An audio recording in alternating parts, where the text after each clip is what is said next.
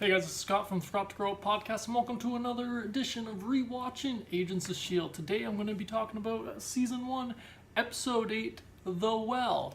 Alright guys, so as I do in each video, I'm going to give you the quick IMDb plot summary for this episode so you have some idea of what I'm talking about. Then I'm going to talk about some of the foreshadowing things I noticed, along with my thoughts and just my general thoughts about this episode. Alright guys, so let's just dive right in with the IMDb plot summary for this episode. So it says, the team assists in the cleanup of the aftermath of the events of Thor the Dark World and look into a plot to find and assemble 3 pieces of an Asgardian berserker staff, which employs the holder with super strength and an uncontrollable rage.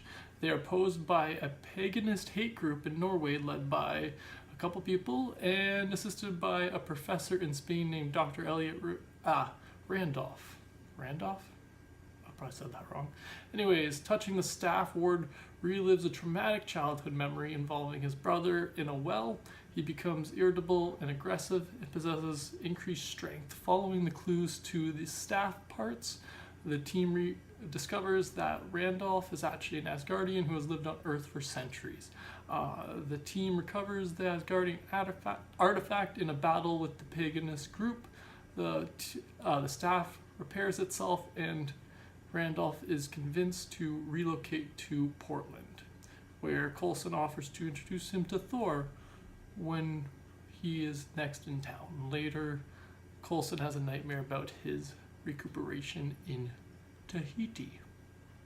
So that's the IMDb plot summary for you guys. I just wanted to go over that quickly so you just had an idea of what I'm talking about. This had a few of the elements that I really like about Agents of S.h.i.e.L.D., tying it into the MCU, the Thor Ragnarok, the fact that this whole episode is kind of centered around Thor Ragnarok and Asgard, not Thor Ragnarok, Thor the Dark World. It's just dumb, I got that wrong.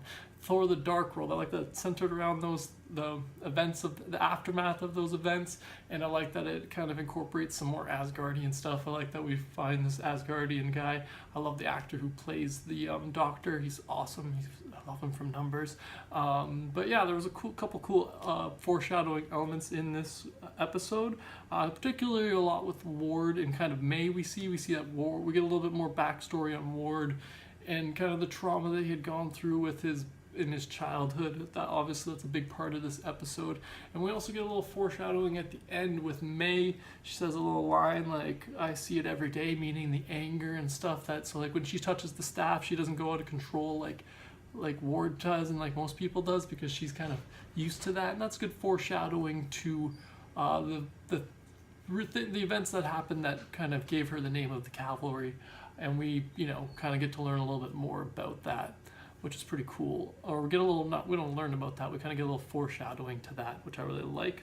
I really like the Ward and May fight and kicking ass in the church scene, which was very reminiscent of the Kingsman, which I thought was pretty cool.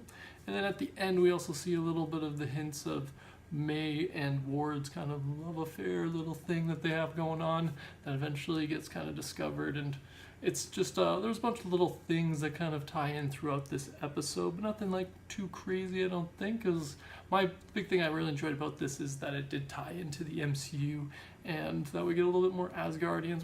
I really like these types of episodes where it's just an artifact that they're trying to recover and there's just things that go along with it, so I really like that. This episode was a little light on some of the secondary characters.